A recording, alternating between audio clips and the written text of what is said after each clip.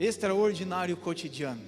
Achei muito bacana esse tema e procurarei ser breve, embora eu sei que é difícil. Eu tenho muita coisa para falar para vocês.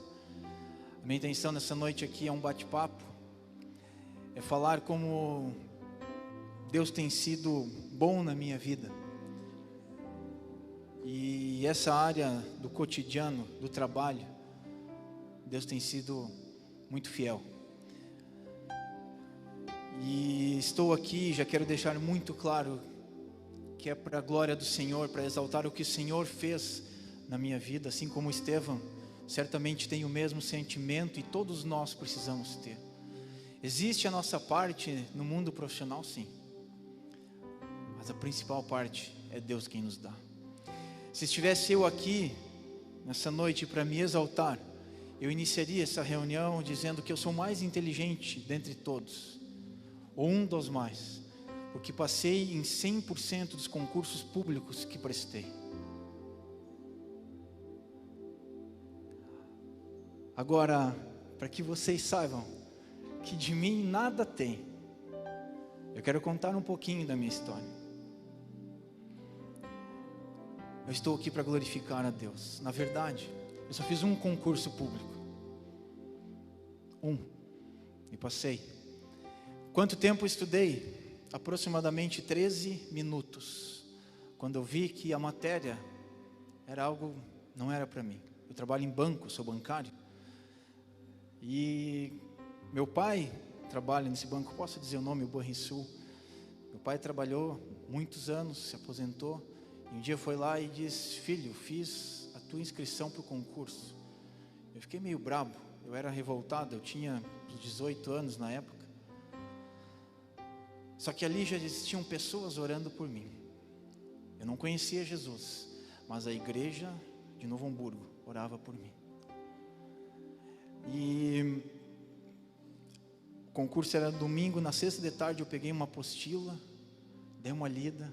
Aí quando eu fui ver a linha 12, a linha 48, eu tinha que decorar aqueles números, o que é cheque para cá. Eu disse: eu não quero saber, eu não vou fazer. Mas daí, por honra ao meu pai, eu fui lá no domingo e fiz a prova. Eu passei, porque Deus tinha um propósito para fazer na minha vida. E todas as vezes que eu conto isso, gera um temor dentro de mim, porque eu começo a enxergar a oportunidade que Deus me deu no meu trabalho.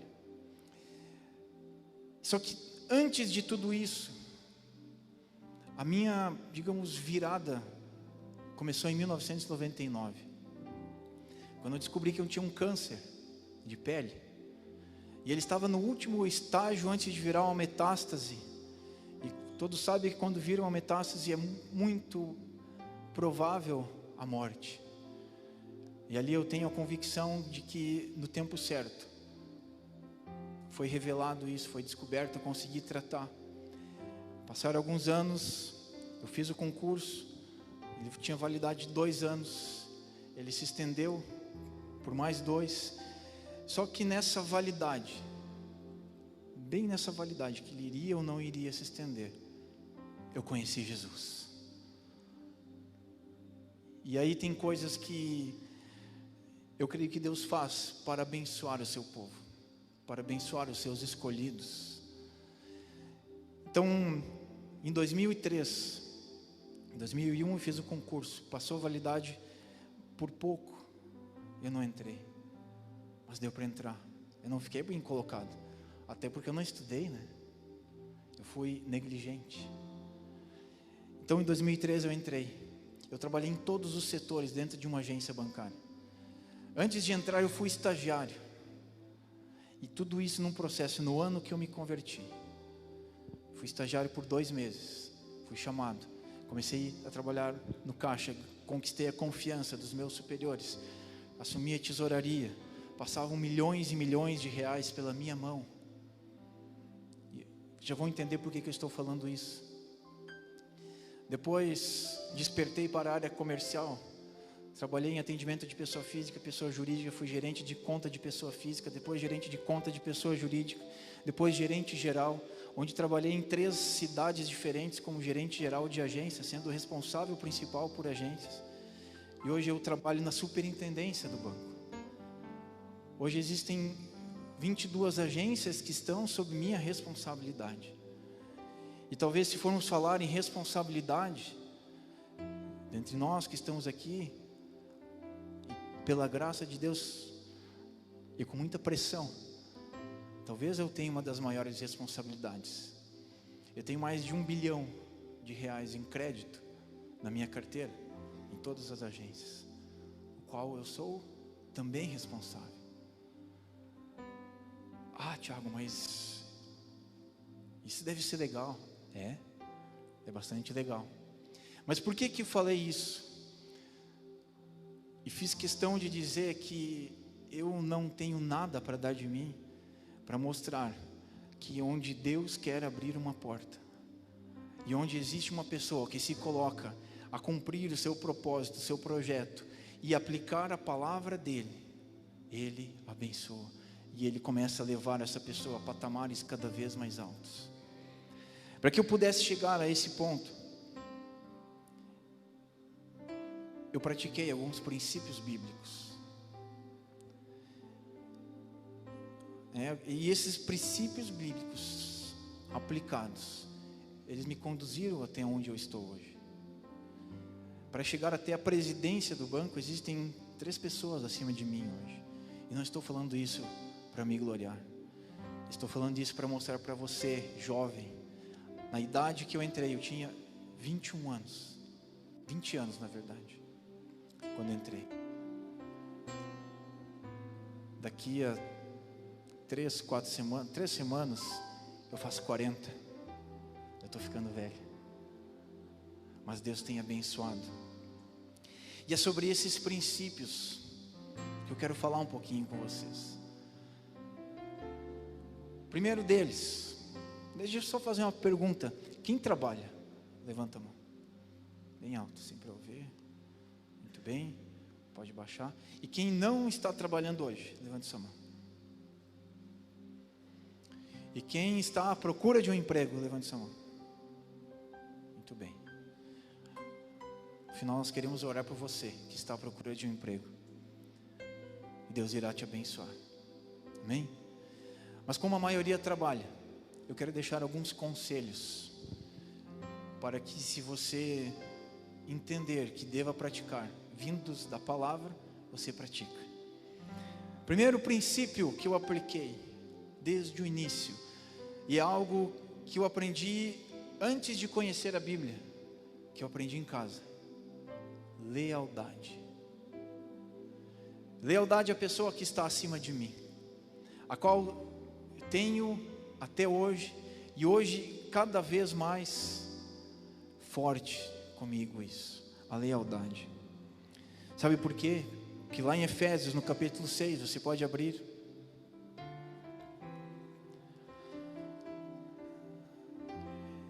Efésios 6, versos 5 e 6 diz o seguinte: quanto a vocês, servos, obedeçam a seus senhores aqui na terra com temor e tremor, com sinceridade de coração, como a Cristo, não servindo apenas quando estão sendo vigiados, somente para agradar pessoas, mas como servos de Cristo, fazendo de coração a vontade de Deus. E aqui nós vemos a importância da integridade. Deus não rejeita a pessoa íntegra. O que é integridade? É fazer o que é certo, mesmo sem ter alguém olhando, mesmo sem estar sob vigilância. Essa é a definição de integridade. E quando eu sou leal ao meu superior, aquela pessoa que me lidera diretamente, aos meus superiores, se for mais de um, a integridade é desenvolvida no meu caráter. E por isso que eu falei há pouquinho que milhões de reais passaram pelas minhas mãos, passavam por dia. Em nenhum momento eu tive vontade de pegar R$1. Naquele tempo eu ainda tinha nota de R$1. Era um beija-flor. Em nenhum momento. Primeiro porque aqui dentro habitava o Espírito Santo. mas segundo, porque existia lealdade e integridade, e algo que não vem de mim, mas do princípio de Deus, pelo qual eu me propus a exercer e executar, e Deus foi moldando meu caráter para isso. Percebam que a orientação dessa palavra, desses versículos que nós vemos aqui, elas são comparadas ao nosso trabalho secular, a servir a Cristo. Fazermos o nosso trabalho como se estivéssemos servindo ao Senhor. Então vejam que trabalhar é importantíssimo para todos nós.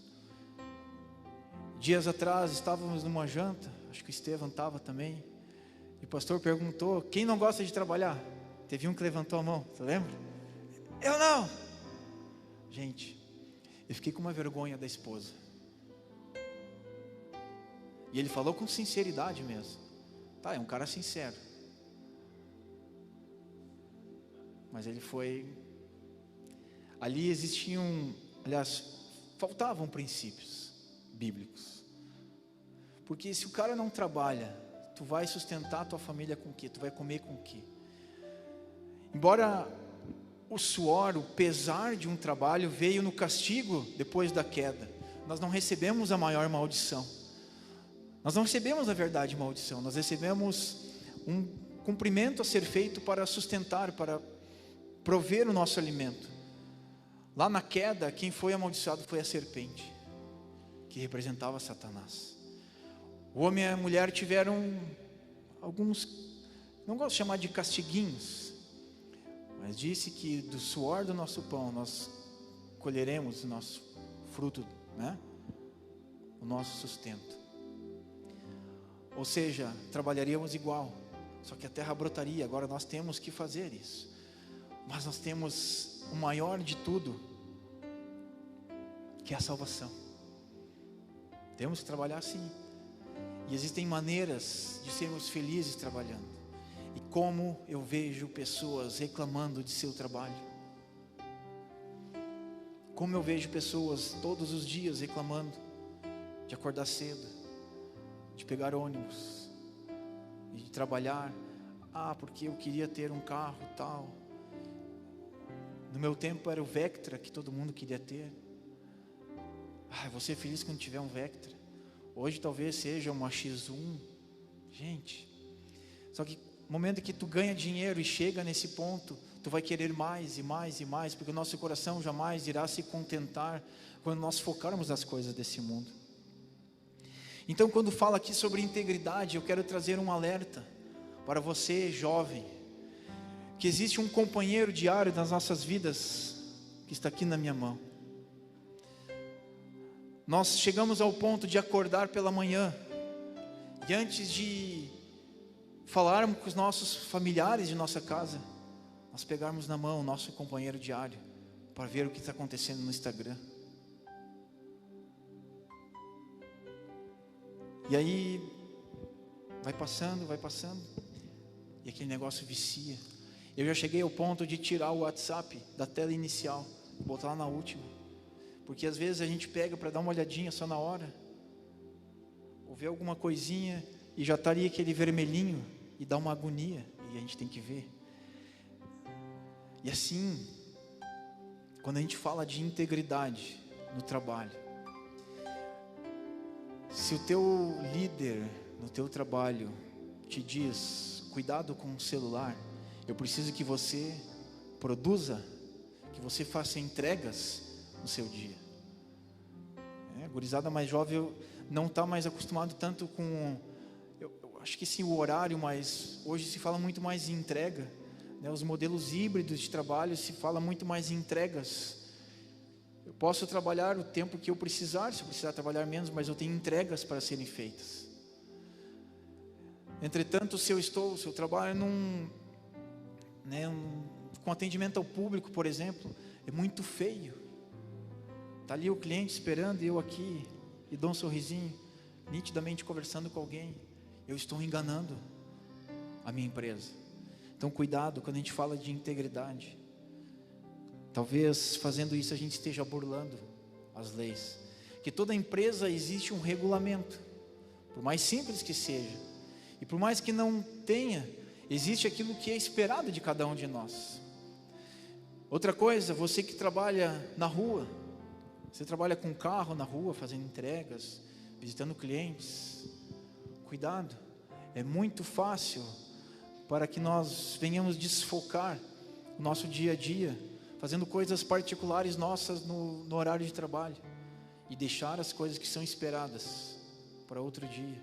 Só que existe um líder, uma empresa que espera de nós, que nos contrata e nos paga um salário, para que de tal hora até tal hora a gente esteja trabalhando. E no momento que eu faço qualquer coisa fora disso, eu não estou trabalhando, eu posso estar enganando. Ah, Tiago, mas às vezes eu preciso ir no médico. Vai, tu tem esse direito. E na relação, né, de empregado e empregador, nenhum problema há, desde que tu comunique. Um dos grandes responsáveis por falhas hoje nas empresas é a falta de comunicação. Comunique. Olha só, meu líder, eu preciso ir no médico. Tá ok. Agora, não faça sem avisar, porque isso é mentira. Princípio número 2. Honra. 1 Timóteo no capítulo 6. Abra comigo. 1 Timóteo no capítulo 6, versos 1 e 2.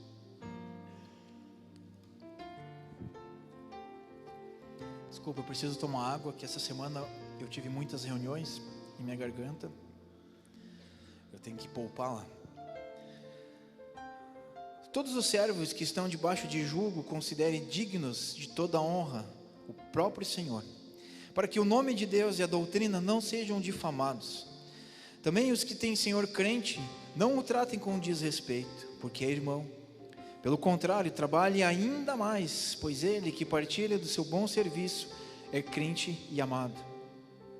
Ensine e recomende essas coisas. Sabe que um empregado que é um funcionário, um colaborador, um empregado, enfim, que é cristão, ele deve servir o seu empregador que não é cristão, de maneira com que a sua fé não seja motivo de deboche, e que a sua fé não seja usada contra ele. O que eu quero dizer com isso? O Dionísio falou: eu sou pastor, mas dentro da escola eu sou professor. E a gente tem que ter muito cuidado com isso, porque de nós é esperado mais. Por quê? Porque nós professamos a Cristo, e as pessoas, por mais que neguem, por mais que rejeitem, elas sabem que Cristo é o caminho, a verdade e a vida. Elas só muitas vezes não querem seguir, mas elas sabem. E quando nós professamos e dizemos: eu sou cristão, eu sou crente, eu creio em Cristo, as pessoas esperam mais de nós. E no momento em que eu passo o tempo todo falando de Jesus no meu trabalho, é errado? Não é errado. Eu preciso falar de Jesus o tempo todo, só que eu tenho que ter cuidado. Também me fugiu a palavra. Mas, por exemplo, eu preciso fazer uma entrega, e aí eu chego, passo o tempo todo ali, não, porque Deus para cá, Deus para lá, Jesus para cá, Jesus te abençoe, para orar, e Jesus, porque, e começa a contar histórias bíblicas. Ah, mas pastor, eu estou pregando. Chega um momento, às 5 horas, onde o teu líder precisa do relatório que te pediu, ele não está pronto, e vai olhar para ti e dizer: se tu tivesse parado de falar desse teu Jesus aí, tu teria entregue. Então existem momentos adequados.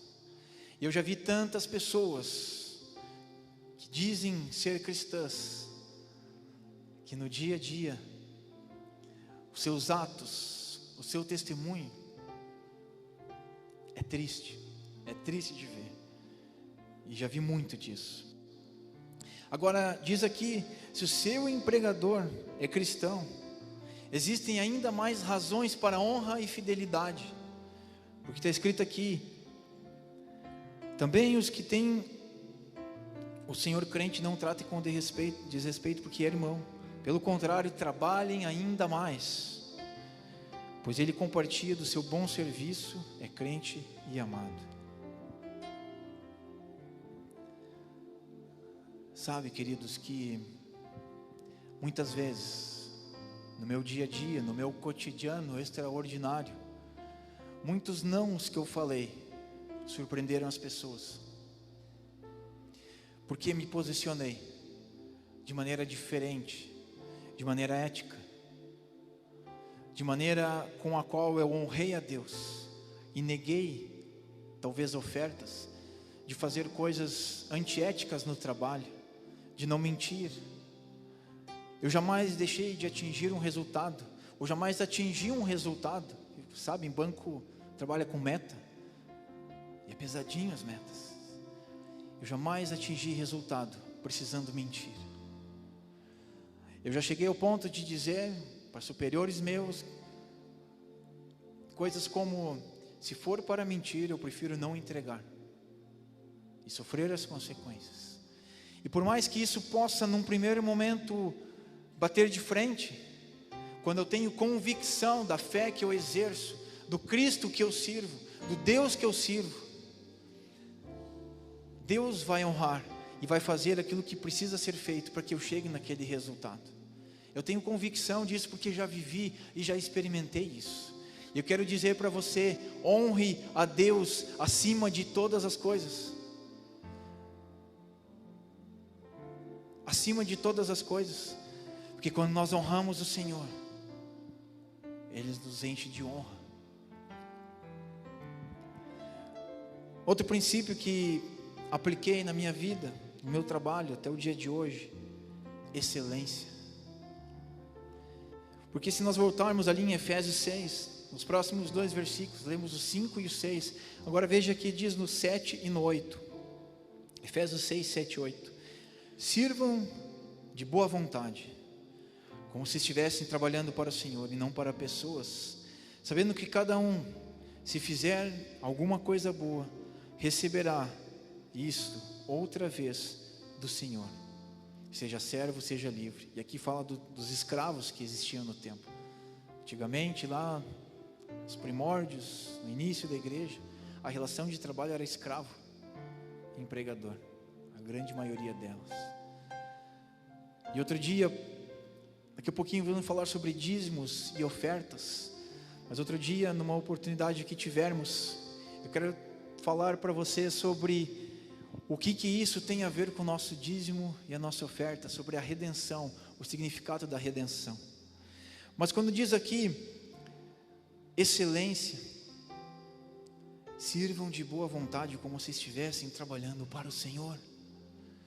E muitas vezes nós vemos pessoas negligentes com o seu trabalho no dia a dia, e aí chega aqui na igreja: não, aqui vale a pena, aqui eu vou me dedicar, e aqui trabalha e serve, só que deixa furo lá fora, deixa furo no seu testemunho. Saiba que uma vez um pastor, aprendi com um pastor,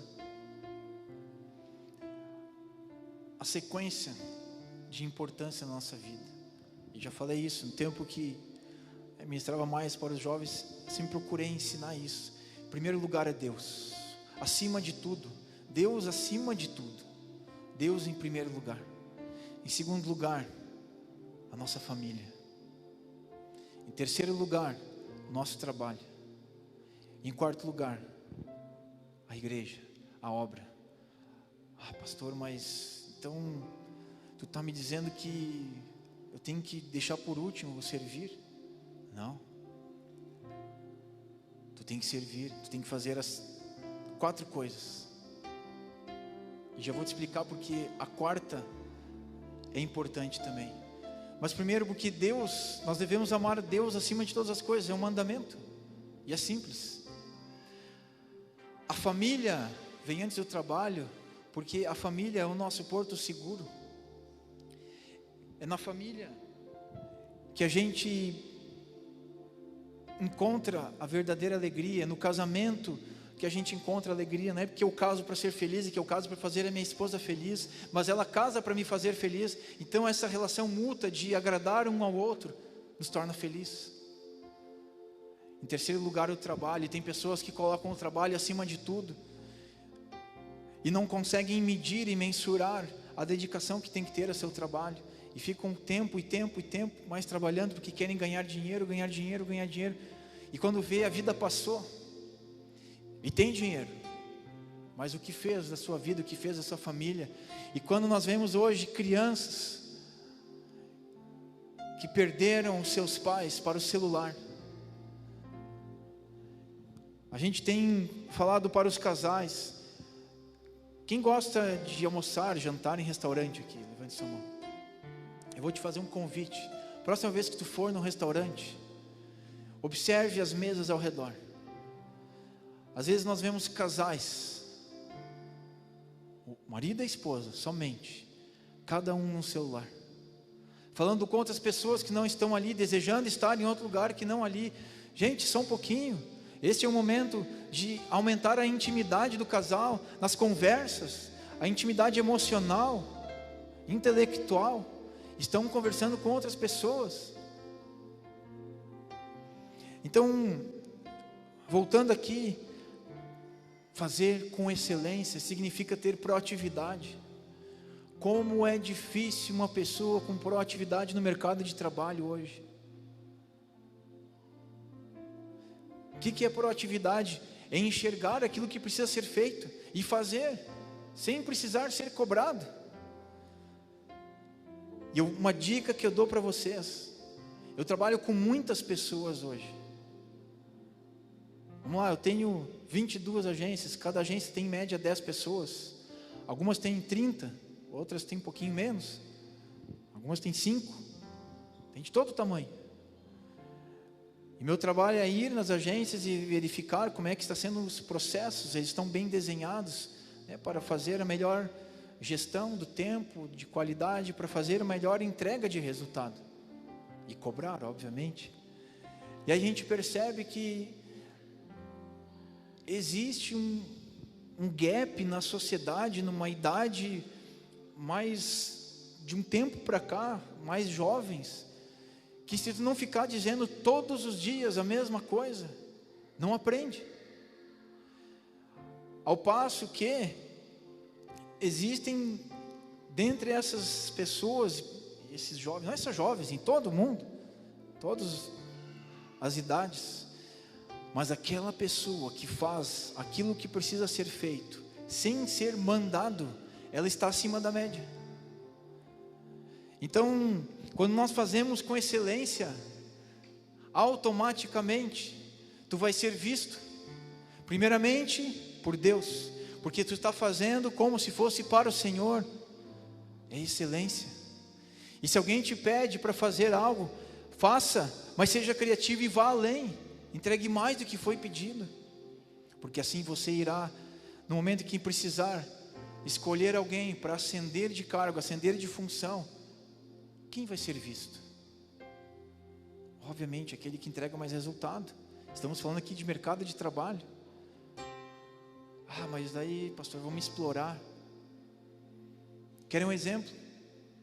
Quando eu era gerente de conta de pessoa física, eu fiquei somente 8 meses nesta função, porque já ascendi para uma outra logo depois. Mas nesses 8 meses existia uma pessoa que trabalhava do meu lado, que exercia essa função há muito tempo. Eram 6 horas que eu trabalhava. Hoje eu trabalho, quer dizer, hoje eu não tenho tempo. Está lá escrito que é 8, mas sempre passa, muito. Mas naquela época eram 6 horas. Iniciava das 11 até as 16. E aí todo mundo acha que bancário tem vida mansa, trabalha das 11 às 4. Você não tem ideia do que se faz fora do horário.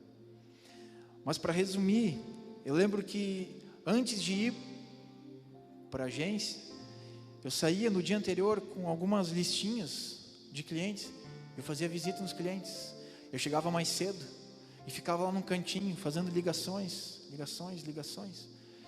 Uma vez essa pessoa disse: tu está sendo explorado, abre teu olho. Eu disse: por quê?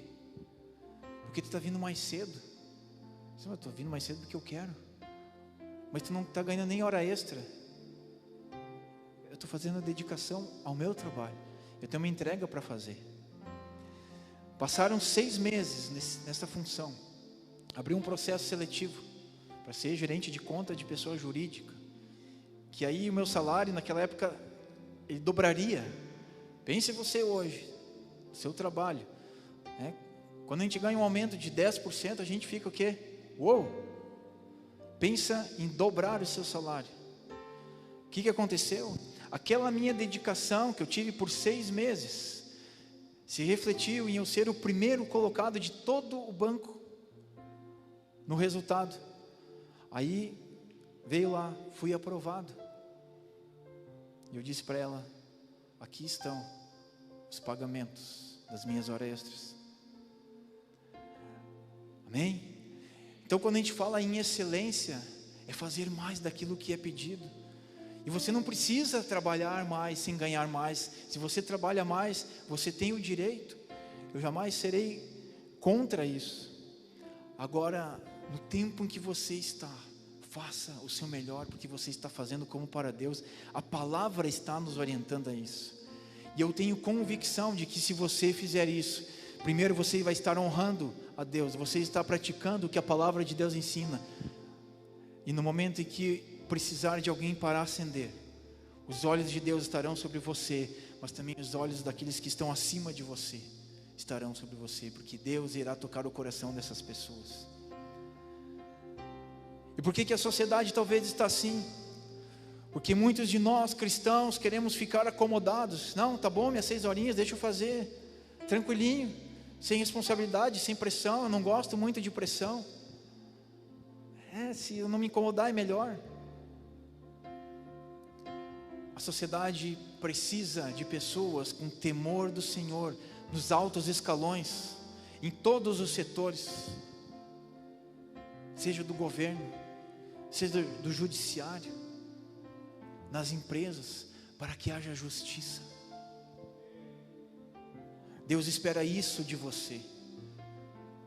E quando fala em excelência, não te contenta com o 2º grau. Não, hoje é ensino médio. Não te contenta com o ensino médio.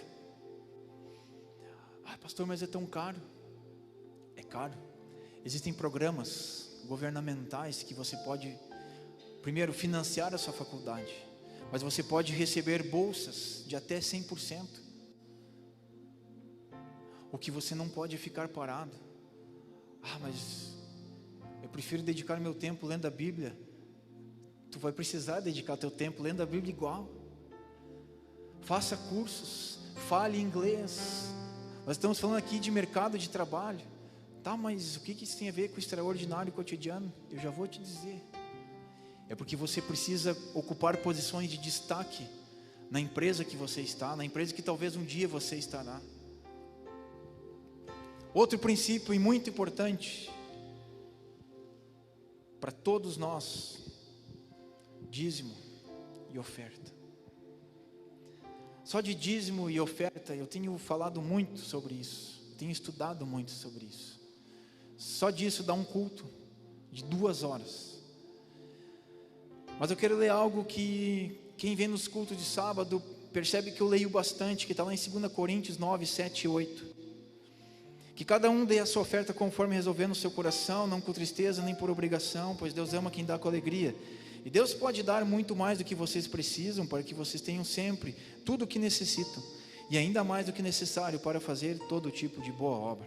Quando nós compreendemos que nós fomos redimidos pelo Senhor, uma vez nós éramos escravos do diabo, porque nós vivíamos escravizados pelo pecado, e Deus, através da morte de seu Filho, foi lá e nos resgatou do poder das trevas e nos transportou para o reino do Filho, do seu amor. E ali nós tivemos a redenção de nossos pecados, nós fomos redimidos. E se nós olharmos lá para o Antigo Testamento, existe uma palavra chamada redenção. Uma pessoa que chegava ao ponto de dever tudo o que tinha, ela entregava tudo o que tinha por uma dívida. Daqui a pouquinho ela entregava as terras, até o ponto de entregar o seu próprio corpo para ser escravo. E existia a cada 50 anos um jubileu, que essa pessoa então era livre. Ou ela era livre através de um parente que vinha e tinha a redenção, aplicava a redenção sobre ela. Eles eram redimidos. Só que quando a pessoa era escrava, ela produzia tudo para o seu Senhor. E é o que nós fazíamos, quando éramos escravos de Satanás, nós produzíamos tudo, nós gastávamos todo o nosso dinheiro, com bebida, com droga, sei lá o que você gastava, com coisas que não precisa. Mas no momento em que nós entregamos nossa vida, nós fomos redimidos, nós passamos a ser escravos de Cristo. E a palavra fala que nós deixamos de ser escravos das trevas para ser escravos do Senhor Jesus. E escravo não é a conotação de sermos surrados, esmagados, judiados, não. É no sentido da redenção, aonde um parente, por amor, vai lá e paga a dívida. Eu sou transferido de um lugar para o outro, mas por amor, essa pessoa foi lá e pagou para ter a mim perto dela, e é isso que Deus fez conosco. E quando nós entendemos que nós fomos redimidos pelo Senhor, nós compreendemos que tudo que temos vem do Senhor. O nosso trabalho, a nossa renda, a nossa família, a nossa saúde, o nosso sustento. E ao contrário do que é a escravidão do diabo, Deus pede, devolva 10% daquilo que tu recebe, e fica com a maior parte para ti. Deus precisa do teu dinheiro para fazer milagre, para operar? Nada, Deus não precisa.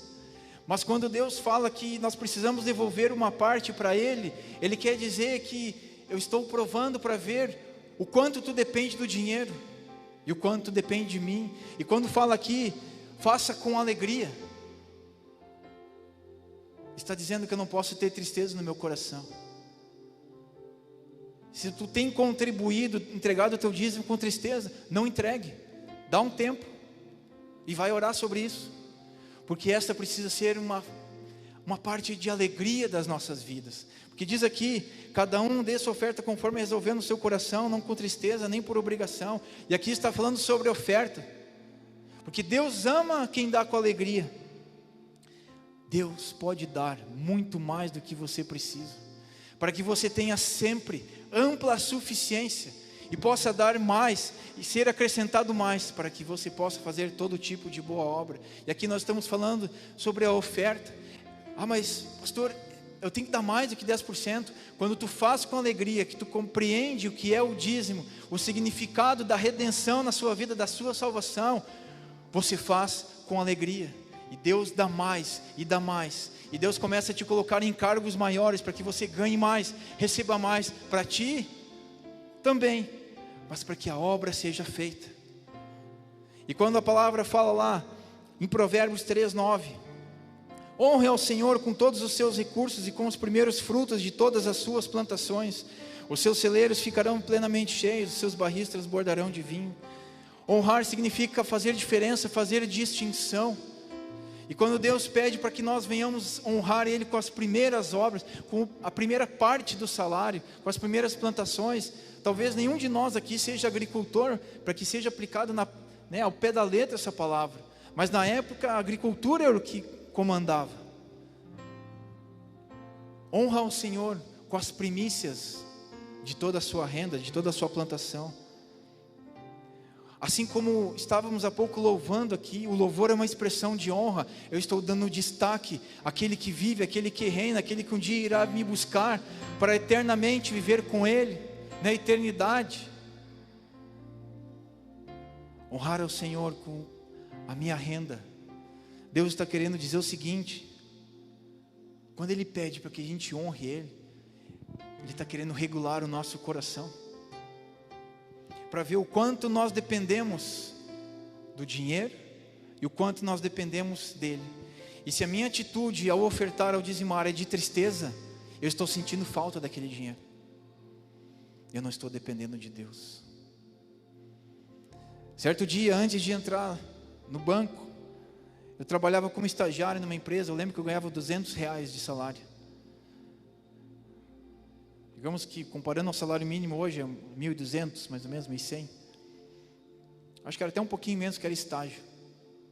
E teve uma época no final de ano que o meu chefe me chamou e disse: eu quero te dar um prêmio, um reconhecimento pelo teu trabalho. Eu lembro que eu ganhei R$700. Era 3,5 vezes o meu salário. Então pense você hoje, que o seu salário, você ganhar um prêmio de 3,5 vezes o seu salário. E eu guardei numa caixinha. Eu estava no processo de conversão e Deus já tinha tocado no meu coração. E aquilo ficou lá. E certo dia eu estava no culto, sentado aqui nesse cantinho, só que era lá no tumeleiro, e Deus falou comigo: oferta aquilo que tu tem lá na tua caixinha. E aquele negócio pesou no meu coração, e eu fui para casa, dobrei meu joelho, e Deus ministrou no meu coração sobre isso. E Ele disse: eu irei te sustentar. Eu quero provar o teu coração, eu quero regular o teu coração, para ver se o teu coração está dependente de mim ou dependente do dinheiro. E a partir dali as portas começaram a se abrir.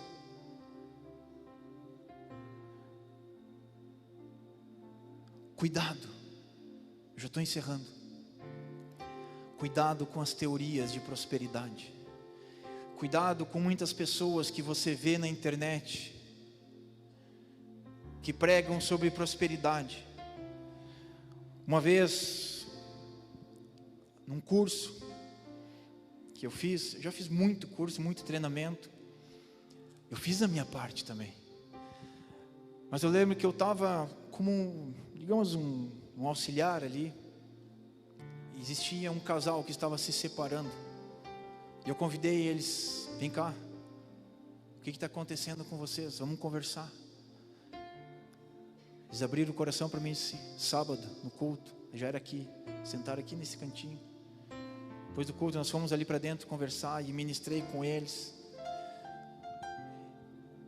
E logo depois, umas 2 semanas depois, eu fiquei sabendo que algumas outras pessoas que estavam junto fazendo, disseram: não, se tu quer ser próspero, te separa, porque o teu casamento vai te trancar. E se separaram. E aí a gente tem a oportunidade de ministrar e ensinar as pessoas. E eu pensei: Deus, o que eu fiz de errado? Por que não te aceitaram? Por que não?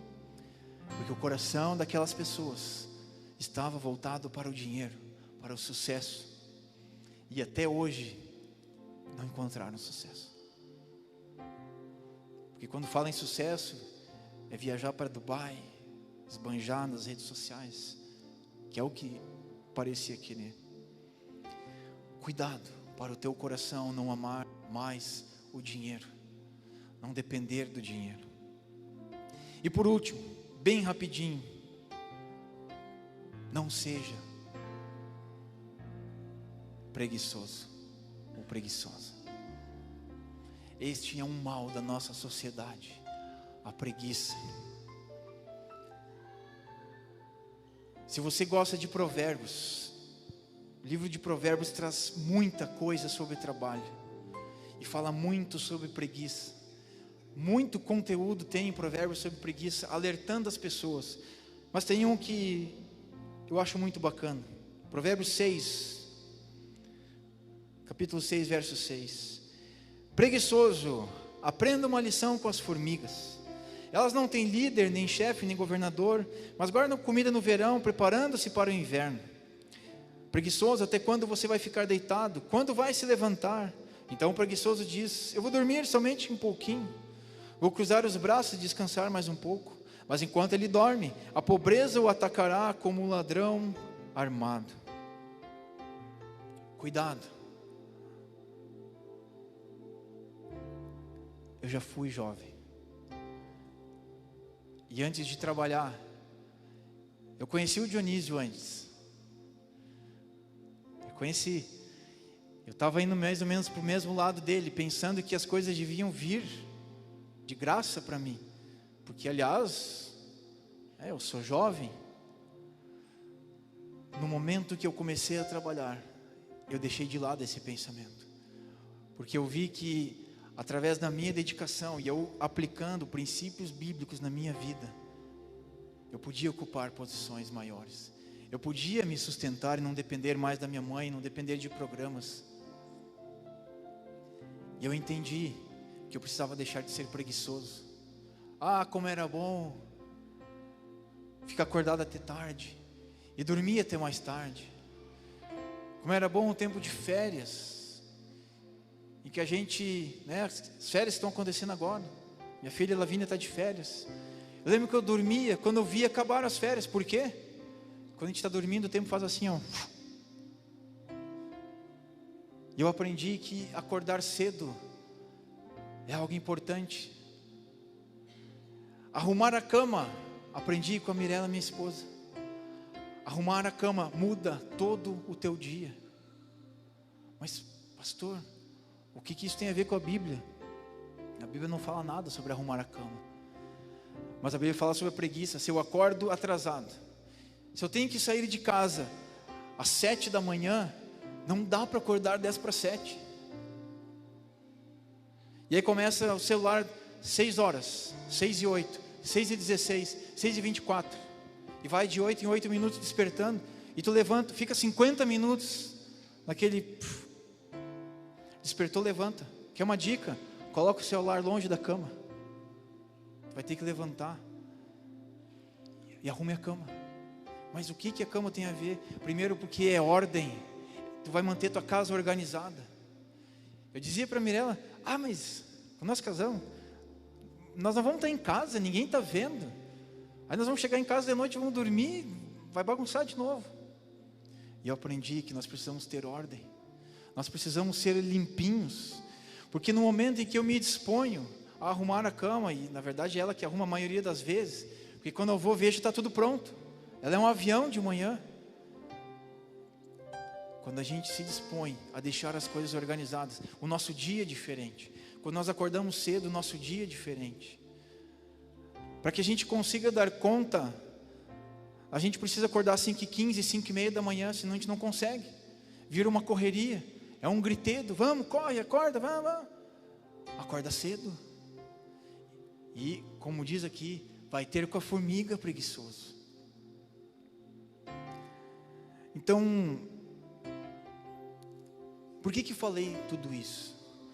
Porque se você aplicar não só esses princípios, mas vários princípios no seu trabalho, no seu cotidiano, no seu dia a dia, acontecerá como tem acontecido comigo nos dias atuais. As pessoas começam a nos ver diferentes, e elas começam a perceber o que tu tem de diferente. Mesmo sem falar de Jesus, pessoas sabem que sou cristão. Por quê? Por causa do meu testemunho. E pessoas já vieram me procurar e dizer: eu preciso ter isso que tu tem. Tu é muito calmo, tu é muito tranquilo. Está pegando fogo ali na tua frente. A pessoa te falou tal coisa e tu fica na boa. Claro que tem a experiência. Claro que tem. Mas tem um coração que clama todos os dias pela misericórdia de Deus. Tem um coração pecador como qualquer outro, mas que clama pela graça de Deus. Os nãos diários que tu fala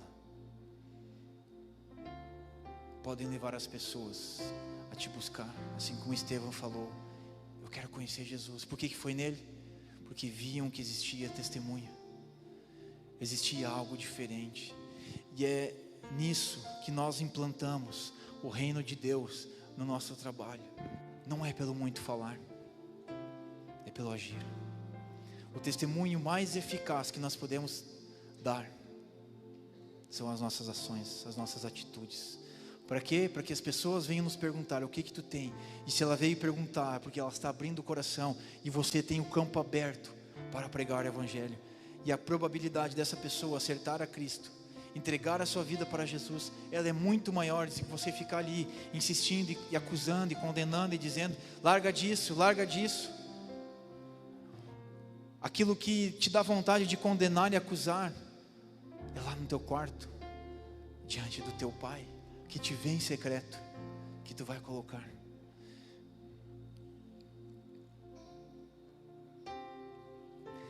Toda essa história que contei aqui da minha carreira até hoje, que me levaram até onde estou, até onde eu cheguei, existe um motivo que eu entendo: o propósito de Deus. Hoje eu lidero pessoas, muitas pessoas, e todos os dias essas pessoas, eu converso com elas, me trazem problemas, dificuldades que estão enfrentando. E dentro do ambiente de trabalho, com amor, com a graça de Deus, eu dou o conselho que precisa ser dado. Só que fora do ambiente de trabalho, elas me procuram e abrem seu coração. E assim Deus começa a abrir caminhos, oportunidades. Porque todos nós temos um chamado, uma missão, um propósito, que é ir e pregar o Evangelho a toda criatura. Baixa tua cabeça, fecha os teus olhos.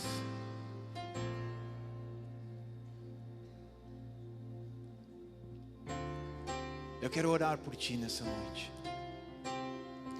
Se algo daquilo que falamos aqui talvez foi forte para você,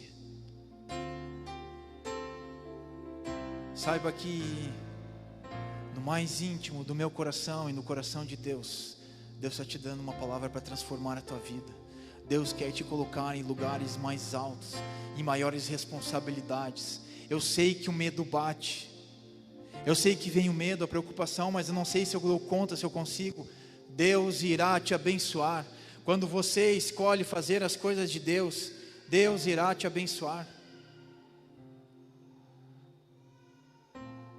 E quando nós falamos ali que em primeiro lugar é Deus, em segundo lugar a família, depois o trabalho e em terceiro lugar a obra, o servir, eu tenho algo para te dizer. Cuida das coisas de Deus. Te dedica às coisas de Deus no tempo que tu tem para fazer as coisas de Deus. Porque Deus irá cuidar das demais coisas que estão acima. Deus espera isso de você. Assim fiz, e nada tem faltado. Nada tem faltado.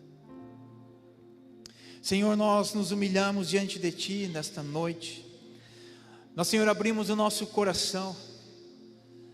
Nós te pedimos, Senhor, que Tu venha abençoar o trabalho de cada um que aqui está, Senhor. Eu, Senhor, te peço nessa noite que Tu venha abrir as portas de trabalho por essas pessoas que aqui estão, que levantaram a sua mão e que estão em busca de um trabalho. Mas também quero orar, Senhor, por essa pessoa que está na sua casa, que está neste momento, Senhor, não sei se hoje ou se um dia estará vendo, Senhor, esta pregação, este culto, este momento. Senhor, eu te peço que Tu venha abrir as portas de trabalho, que Tu venha operar sinais, milagres, Senhor, que Tu venha tocar este currículo, que Tu venha, Senhor, abrir portas, Senhor, trazer sustento, trazer provisão, Senhor. Mas, Senhor, eu quero orar especialmente por aqueles que aqui estão, que levantaram a sua mão no início, dizendo que trabalham hoje. Eu te peço, Senhor, que Tu venha dar a cada um, em primeiro lugar, sabedoria, Senhor.